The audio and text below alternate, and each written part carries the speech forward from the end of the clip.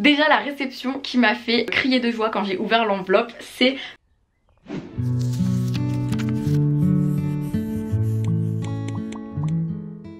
Coucou tout le monde! Je vous retrouve aujourd'hui pour l'arrivée livresque du mois de juin, qui est ma dernière vidéo avant mes vacances estivales, puisque je pars actuellement. Je vous quitte durant 2 bonnes semaines parce que j'ai mon mariage.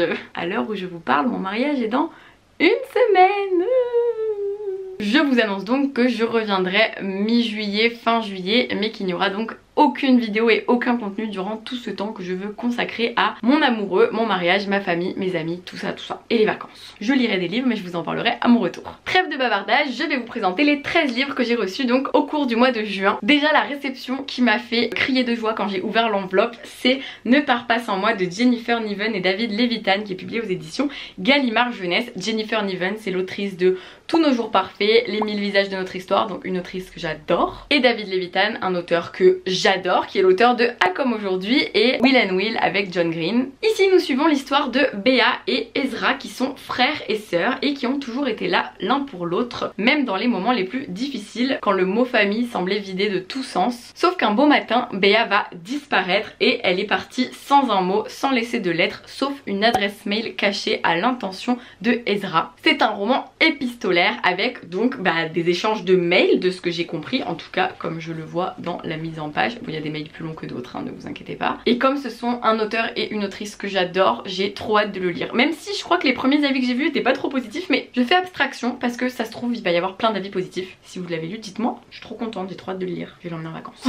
Ensuite j'ai reçu De larmes et d'écume de Stéphane Michaka, publié aux éditions Pocket Jeunesse. L'histoire se déroule à Londres en 1884. On va suivre Finch qui fait ses premiers pas à la City auprès de Basil, qui est un enquêteur obsédé par les naufrages. Ils vont alors vouloir enquêter sur un journal d'une passagère clandestine du Marie Céleste, une goélette retrouvée 11 ans plus tôt sans personne à bord. Et il se trouve que cette passagère pourrait potentiellement être l'amour de jeunesse de Basil, le fameux enquêteur. C'est donc une enquête qui va commencer et sur fond d'histoire d'amour, de naufrage. Écoutez, il a l'air trop bien et les éditions Pocket Jeunesse me l'ont très bien vendu. C'est-à-dire que c'est chouette quand une maison d'édition, vous savez, vous dit là celui-ci c'est vraiment un gros coup de cœur, on a eu un travail éditorial passionnant et du coup moi tout de suite ça me donne encore plus envie parce que je me dis que le livre il a vraiment un gros potentiel, là où d'autres titres vont être plus commerciaux, ce qui n'est pas négatif non plus, mais il y a des titres où voilà les maisons d'édition les publient parce que ça va marcher. Là on est sur des titres plus littéraires puisque déjà on est sur un auteur français qui du coup a vraiment travaillé le texte avec l'éditeur de chez Pocket Jeunesse. Puis j'ai reçu La grâce du moment de Juliette Moreau, publié aux éditions Actes Sud Junior, qui raconte l'histoire d'Achille dont la vie a vacillé il y a 6 mois quand sa mère est morte. Depuis il cohabite avec un père inconsolable, mais il va essayer de vivre sa vie le plus normalement possible malgré tout, continuer à aller dans des soirées, à aller au lycée, à faire ses devoirs, à faire de la musique, entre colère et tristesse. Et un jour il va se rapprocher de Nicolas, le frère de sa meilleure amie, et il est aussi solaire ce Nicolas que Achille est angoissé. Nicolas c'est vraiment la découverte de l'inconnu et du désir, sauf qu'il y a aussi Lou dans cette histoire qui gravite toujours autour de Nicolas, et quand Achille les voit ensemble, son ventre se tord. Donc une histoire un petit peu d'amour, de jalousie,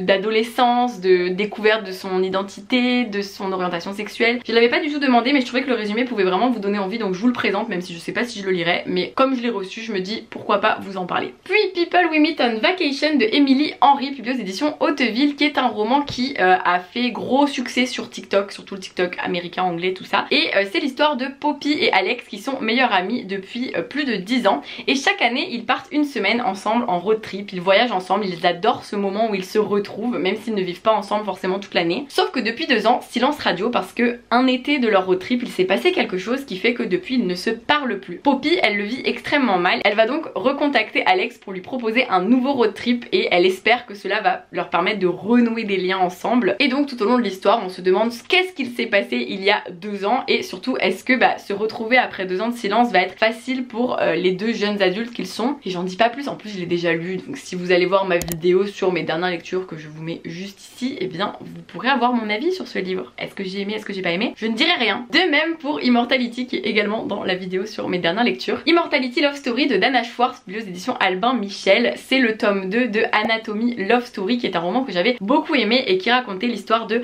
Hazel, une jeune femme qui rêve de devenir chirurgienne médecin, sauf que l'histoire se déroule à Édimbourg en 1818 et autant vous dire qu'une femme un peu de la haute société qui souhaite devenir médecin c'est inconcevable à l'époque et on veut juste qu'elle se marie, qu'elle ait donner des enfants et basta. Sauf que elle veut vraiment étudier la médecine et elle va donc rencontrer Jack, un résurrectionniste qui va lui vendre des cadavres qu'il déterre dans les cimetières pour qu'elle puisse les étudier. Jack, c'est son activité principale de déterrer des cadavres dans les cimetières pour les vendre aux médecins, aux écoles de médecine. C'est quelque chose qui se faisait visiblement à l'époque et c'est absolument dégueu et pas très respectueux envers les morts, mais bon après ça c'est une autre question. Et je ne peux rien vous dire de ce tome 2 sans vous spoiler, mais c'est un deuxième tome qui va aborder d'autres thématiques mais qui suit vraiment le premier, donc vous pouvez le lire tout seul ce tome 2, mais je vous conseille de lire le premier parce que cette duologie est super bien et ça serait dommage que vous ne lisiez que le deuxième alors que le premier introduit super bien l'histoire. Je suis allée à la rentrée littéraire des éditions L'Iconoclaste et je suis donc repartie avec les 3 romans qui vont sortir mi-août, fin août pour la rentrée littéraire L'Iconoclaste. Ils ne sortent toujours que 3 livres à cette période de l'année, donc trop chouette parce qu'ils misent tout sur ces 3 parutions là. Celui qui m'a fait le plus envie dans les présentations, en plus on a rencontré les auteurs et les autrices et tout,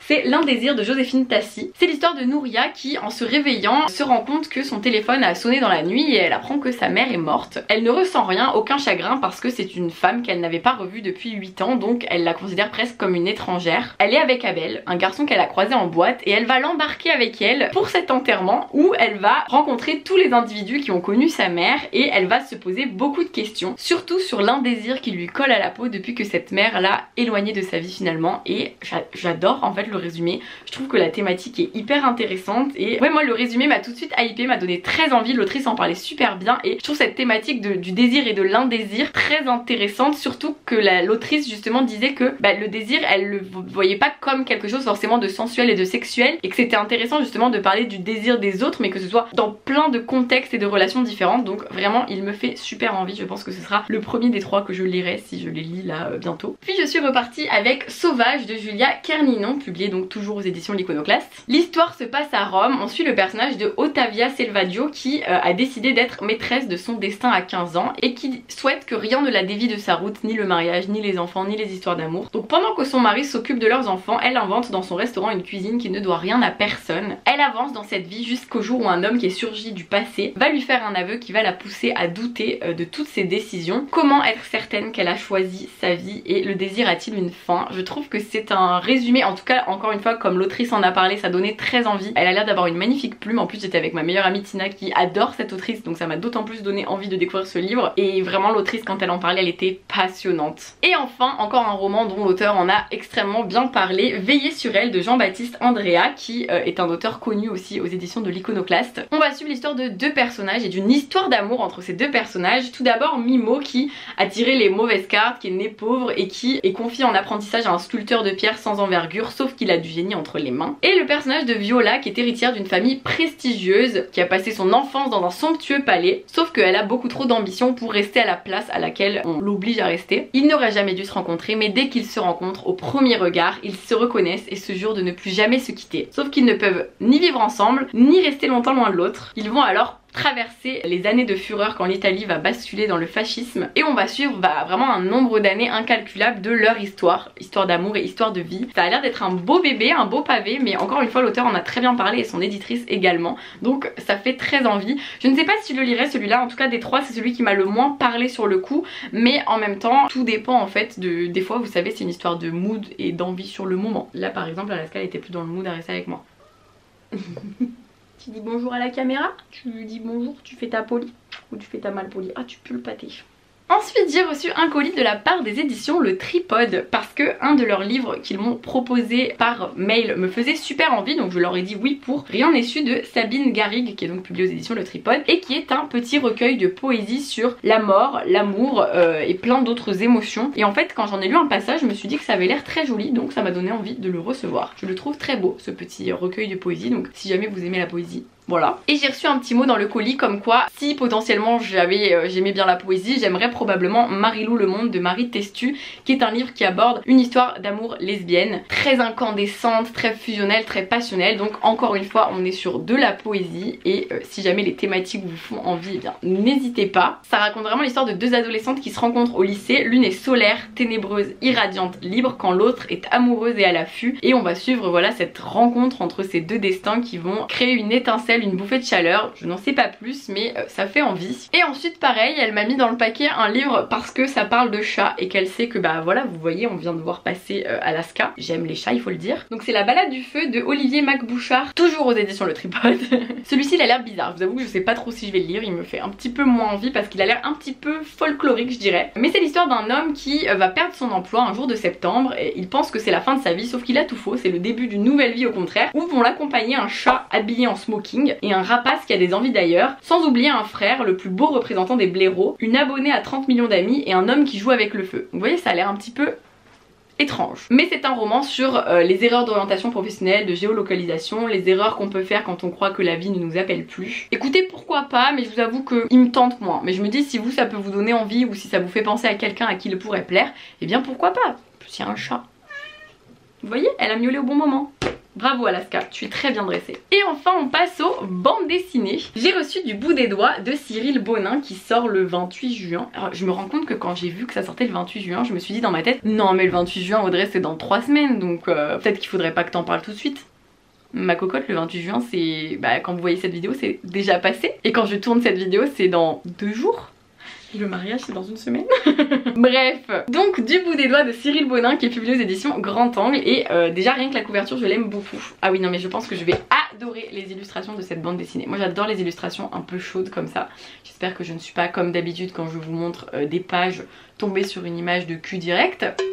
Nous allons suivre l'histoire de Paul qui aime se confronter à la toile, à la matière, donc c'est un peintre, mais il n'arrive pas vraiment à être heureux. Il voit toujours le mauvais côté des choses et il se retrouve vite bloqué dans sa création, sauf qu'il a accepté un contrat avec une galerie pour la livraison de plusieurs toiles. Et il est un petit peu bloqué devant cette page blanche, cette toile blanche. Sauf qu'il va rencontrer une jeune coiffeuse, belle comme une actrice en technicolor, et ça va lui ouvrir de nouvelles perspectives et lui faire toucher une nouvelle existence du bout des doigts parce qu'il va peut-être s'empêcher d'être heureux parce qu'il a l'impression qu'il trahit son art s'il est plus heureux avec cette femme que lorsqu'il peint. Donc je n'en sais pas plus mais j'adore les illustrations, je les trouve très belles. C'est vraiment le style graphique qui me plaît en tout cas moi, c'est des couleurs chaudes comme ça. Et en même temps un dessin un petit peu, un trait un peu original. Et enfin dernière réception, alors je ne comptais pas forcément vous en parler à la base, c'est Pet Sitting, bienvenue au club de Fauve et Elisande et Mikanke qui est publié aux éditions Nathan Bande Dessinée parce que je pense que c'est très jeunesse.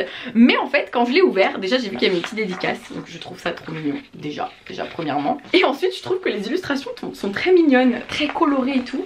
Donc je me suis dit que j'allais vous le montrer quand même parce que c'est l'histoire de 3 petites chiennes qui sont amies et qui ne se connaissent pas, qui n'ont rien en commun, mais qui vont devoir apprendre à cohabiter, à s'apprivoiser avec voilà plein d'aventures assez drôles. Donc je pense que c'est plutôt jeunesse, mais en même temps je trouve les illustrations hyper mignonnes et ça me donne envie. Ouais en fait j'ai craqué sur les illustrations, je me suis dit allez je leur montre quand même.